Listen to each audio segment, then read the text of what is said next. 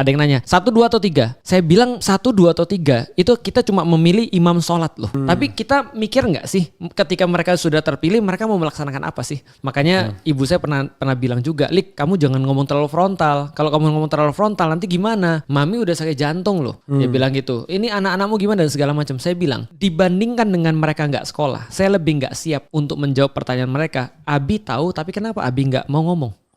Abi tahu kenapa Abi nggak berbuat sesuatu. Nah itu saya lebih takut jawab pertanyaan itu daripada mereka nggak sekolah. Nah ketika ulama-ulama ini meninggal, maka menurut hadis itu lanjutannya adalah tidak ada yang mengarahkan umat. Ketika tidak ada yang mengarahkan umat, jadi ulama ini kan yang mencerdaskan umat, yang memberikan arahan pada umat. Nah ketika tidak ada arahan dan pencerdasan itu, maka yang terpilih di antara manusia adalah ruwaibidoh itu, pemimpin-pemimpin bodoh. Itu kata Rasulullah. Artinya masuk akal ya. Kalau misalnya literasinya nggak ada, maka ketika literasinya nggak ada, yang terjadi adalah orang-orang orang-orang yang dipilih menjadi pemimpin bukan karena sebab dia punya sebuah kapabilitas. Tapi yang terjadi adalah karena dia dalam tanda kutip disukai atau bisa bayar banyak influencer atau endorser atau bisa melakukan proses-proses yang tidak ada hubungannya dengan pemilihan pemimpin. Kan gitu. Nah, maka yang terpilih adalah pemimpin-pemimpin yang nggak ngerti dengan tugasnya. Nah, ketika itu terjadi maka rusaklah masyarakat.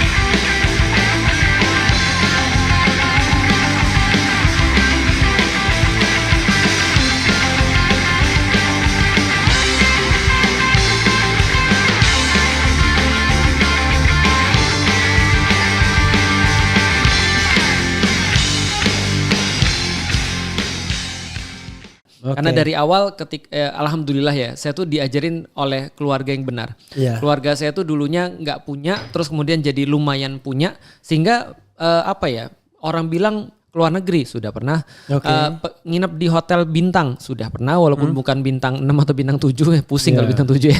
Hotel bintang 4, hotel bintang 5 kita udah pernah. Akhirnya kita bisa melihat ujung daripada kenikmatan cuma ini aja. Nah, dan dakwah ini kita mulai ketika kita belum punya apa-apa. Nah, lalu kita mulai mendakwakan Islam. Maka sebenarnya gini, kalau ada orang bilang bagaimana dengan penghidupan kita dan segala macam, sebenarnya gini, kalau kita tahu ujung daripada apa yang kita inginkan, maka kita bisa menentukan prioritas dalam hidup kita. Beda kalau orang itu nggak ngerti tujuan daripada ujung daripada hidup dia itu apa. Pertanyaannya gampang. Pertanyaannya adalah apa yang kalau kamu nggak lakukan kamu bakal menyesal dalam hidupmu. Nah kalau itu jangan. Apa yang negotiable, apa yang unnegotiable. Bagi saya secara pribadi, kalau nanti suatu saat nanti saya bisa dimiskinkan, ataupun misalnya diatur supaya gimana cara saya udah nggak punya penghasilan lagi. Ketika saya harus mati dengan kemiskinan itu, saya tidak akan merasa menyesal. Kenapa? Karena saya sudah punya tujuan hidup saya seperti apa.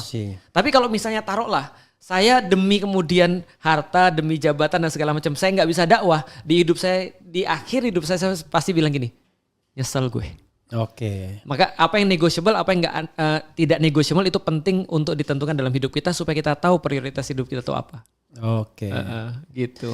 Ya tapi begini, tapi barangkali belum pernah terjadi ya. Bagaimana dengan basic need? Saya sih tidak bicara kemewahan ya. Betul. Tapi basic need. Anak sekolah misalnya, paling gampang tuh anak sekolah. Benar. Ada keluarga kita yang sakit, itu kan itu real kan? Betul. Apalagi di Jakarta. Betul. Itu gimana Tad? Nah, pertanyaannya apakah sekolah itu basic needs? Atau ada orang sakit terus kemudian dia harus berobat adalah basic needs? Jawabannya tidak. Karena gini, ada pernah nanya pada saya, Ustadz apa hukumnya orang tuh berobat ketika sakit? Saya bilang hukumnya sunnah. Sejauh yang saya pahami di dalam agama. Artinya kalau sunnah itu boleh dilakukan, boleh tidak dilakukan. Kalau dilakukan dapat pahala, tidak dilakukan tidak berdosa. Yang wajib ketika sakit adalah sabar. Sekolah juga tidak wajib. Yang wajib adalah belajar. Jadi kalau seandainya tiba-tiba pemerintahnya jahat betul ya kan. Anak saya nggak boleh sekolah. Nggak boleh sekolah, belajar saja. Belajar saja. Maka tergantung kita melihat ujung dari hidup kita seperti apa. Makanya kan ulama-ulama kan sangat terkenal perkataan mereka. Kalau aku di penjara itu waktuku untuk berkholwat kepada Allah. Kalau aku dibunuh itu adalah sebuah syahid yang aku inginkan. Ketika aku diasingkan itu sebuah tamasya. Jadi segala sesuatu itu baik bagi dia. Jadi tergantung kita lihatnya seperti apa. Kalau begitu semua mental orang Islam ya kayak kejayaan zaman dulu ya. Harusnya. Makanya ibu saya pernah bilang juga, Lik, kamu jangan ngomong terlalu frontal. Kalau kamu ngomong terlalu frontal nanti gimana? Mami udah sakit jantung loh. Dia bilang gitu. Ini anak-anakmu gimana dan segala macam. Saya bilang, dibandingkan dengan mereka nggak sekolah, saya lebih nggak siap untuk menjawab pertanyaan mereka. Abi tahu, tapi kenapa Abi nggak mau ngomong? Abi tahu, kenapa Abi nggak berbuat sesuatu? Nah itu saya lebih takut jawab pertanyaan itu daripada mereka nggak sekolah. Maka apa yang saya lakukan sekarang itu adalah sesuatu yang nggak bakal saya sesali. Ibu jantungan nggak takut juga? Kalau ibu jantungan pertanyaan kita coba balik pertanyaannya. Andaikan kemudian saya bertindak seperti apa yang dia inginkan misalnya. Pertanyaannya adalah dia tetap jantungan atau dia tetap jantungan juga. Maka yang perlu saya lakukan sebenarnya bukan bagaimana cara orang mempersepsikan saya, tapi bagaimana cara ibu saya mempersepsikan saya kan gitu. Nah jadi masalah di contain dulu. Nah berarti tinggal apapun yang dia dengar di luar, selama kemudian saya datang bawa handphone baru misalnya, atau saya datang bawa makanan, senang dia senang itu kan. Jadi bagaimana artinya anak saya baik-baik aja. Anak saya baik-baik saja. Jadi saya teringat Ustadz, ini ada ahli yang mau kita ajukan ke MK sebagai ahli. Dianya mau, tapi ibunya nggak mau. Ibunya katanya jantungan dan lain sebagainya. Dia bilang, ya kalau ibu sudah melarang saya harus patuh. Mau gimana, betul. Nah itu seperti apa ya? Saya ingin perspektif agamanya. Mana yang diutamakan, larangan ibu atau kewajiban untuk menyampaikan kebenaran? Ya, itu. Tapi gini, biar saya nggak korupsi. Yaitu menjadi ahli di MK. Ini tapi ibu melarang karena katanya ibu jantungan kalau kamu ngomongnya kencang lagi. Ya, itu agak problematik memang ya. Karena di dalam Islam sendiri Rasulullah itu pernah melarang seseorang pergi berjihad, sesuatu aktivitas yang sangat mulia pada saat itu di masa Rasulullah. Karena orang itu masih punya orang tua yang harus dijaga. Nah, jadi ini memang agak sedikit problematik. Kalau yang dibilang oleh ibunya misalnya adalah sesuatu yang tidak berdosa ya itu nggak ada masalah. Kecuali memang kalau nggak ada dia itu nggak jadi misalnya. Atau ada sesuatu yang buruk terjadi. Misalnya contoh kayak gini deh. Ada orang yang dihukum, ini ada saksi yang kalau dia ngomong ini orang bisa selamat daripada hukuman yang misalnya pembunuhan atau misalnya hukuman yang sesuatu yang serius. Maka kalau dia tidak memberikan saksi, ini kan dosa.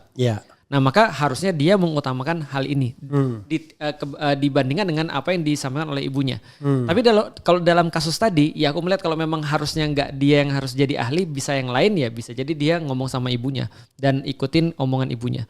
Tapi kalau misalnya cuma dia yang bisa untuk ngomong dan dia nggak ngomong padahal harus ada kebenaran ditegakkan, nah ini ibunya harus dilobi. Kita udah lobby ibunya dan tetap nolak. Ya kalau sudah gitu ya mau gimana lagi ya, namanya orang tua ya. Mereka mungkin punya privilege sendiri dalam keluarganya mereka. Kalau dibilang bahwa hanya dia atau tidak, relatif soalnya. Relatif. Benar. Karena kita memilih dia karena kita anggap dia yang paling kompeten. Betul. Gitu.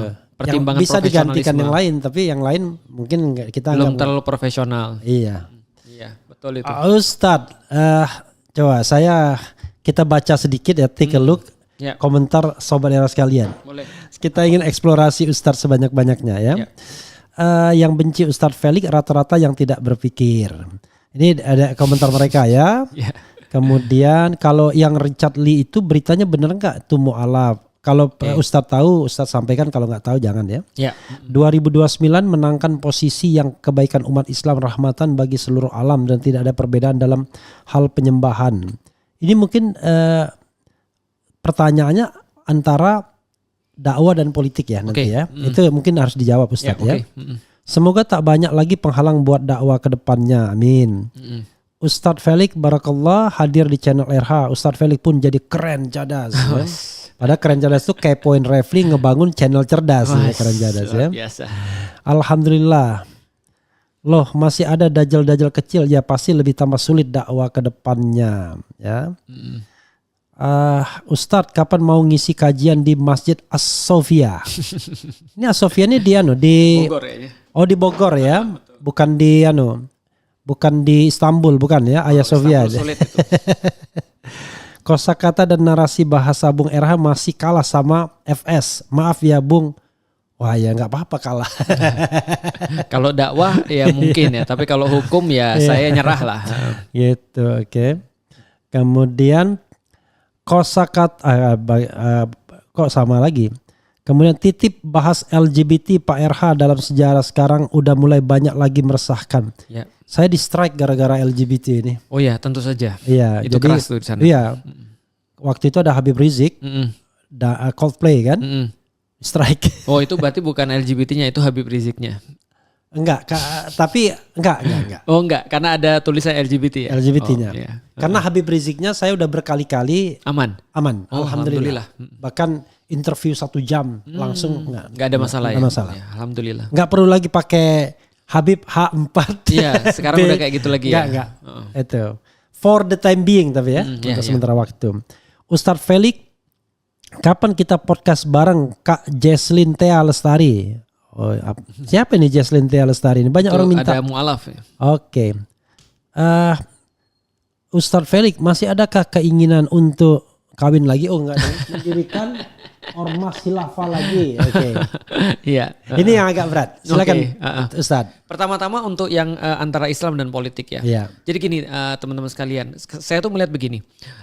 Ada hadis yang cukup bisa dijadikan sebuah pegangan untuk sebuah proses politik. Yeah. Jadi Rasulullah SAW tuh pernah memberikan sebuah arahan kepada kita tentang dicabutnya ilmu. Jadi Rasulullah itu menyampaikan kepada kita bahwasanya ilmu itu tidak hilang seketika. Tapi ilmu itu akan hilang ketika para ulama-ulama itu meninggal. Nah ketika ulama-ulama ini meninggal, maka menurut hadis itu lanjutannya adalah tidak ada yang mengarahkan umat. Ketika tidak ada yang mengarahkan umat, jadi ulama ini kan yang mencerdaskan umat, yang memberikan arahan pada umat. Nah ketika tidak ada arahan dan pencerdasan itu, maka yang terpilih di antara manusia adalah ruwaibidoh itu, pemimpin-pemimpin bodoh. Okay. Itu kata Rasulullah. Artinya masuk akal ya. Kalau misalnya literasinya nggak ada, maka ketika literasinya nggak ada, yang terjadi adalah orang-orang yang dipilih menjadi pemimpin bukan karena sebab dia punya sebuah kapabilitas, tapi yang terjadi adalah karena dia dalam tanda kutip disukai atau bisa bayar banyak influencer atau endorser atau bisa melakukan proses-proses yang tidak ada hubungannya dengan pemilihan pemimpin, kan gitu. Nah maka yang terpilih adalah pemimpin-pemimpin yang nggak ngerti dengan tugasnya. Nah ketika itu terjadi maka rusaklah masyarakat. Nah itu cara kemudian masyarakat menjadi binasa. Kita coba untuk sedikit relate-kan. Indonesia itu cuma 6% saja S1, S2, S3. Oke. Jadi orang-orang kayak Prof Refli ini jarang sekali. Orang S1 itu aja itu 5%-an loh Prof. Jadi S2 dan S3 itu mungkin sekedar 1% something. Artinya orang S3 itu lebih lagi jarang lagi dibandingkan yang lain. Doktor, apalagi profesor. Artinya orang-orang kayak saya udah jarang apalagi profesor. Nah profesor bisa bayangin. Makanya ada orang-orang bilang demokrasi itu gak cocok pada satu masyarakat yang belum mature.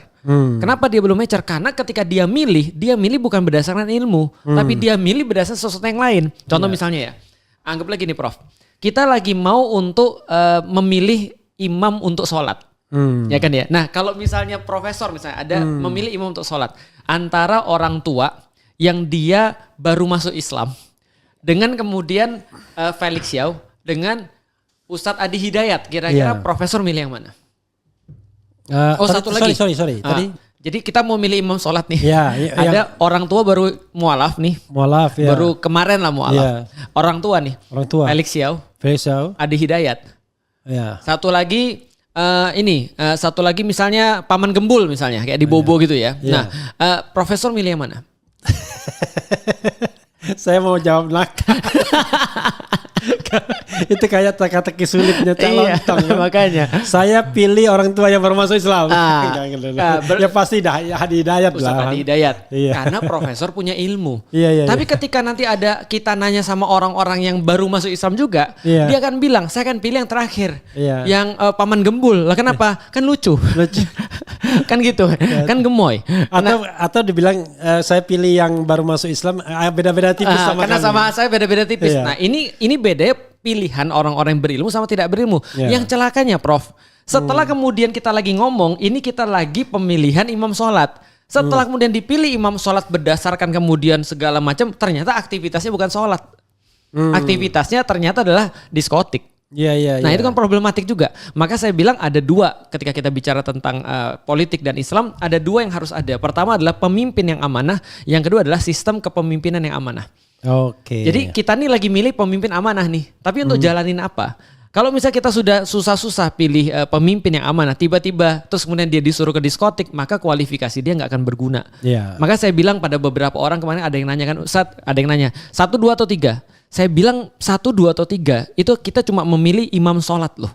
Tapi kita mikir nggak sih ketika mereka sudah terpilih mereka mau melaksanakan apa sih? Nah kan profesor kan pakar hukum tata negara. Nah berarti kan ini kan tata negaranya ini sekarang problematik. Semuanya bisa diubah loh, Prof. Jadi kita tuh bergerak di sistem seperti apa? Yang sistem ini bisa berubah kapanpun dan oleh siapapun dan seperti apapun. Ini random.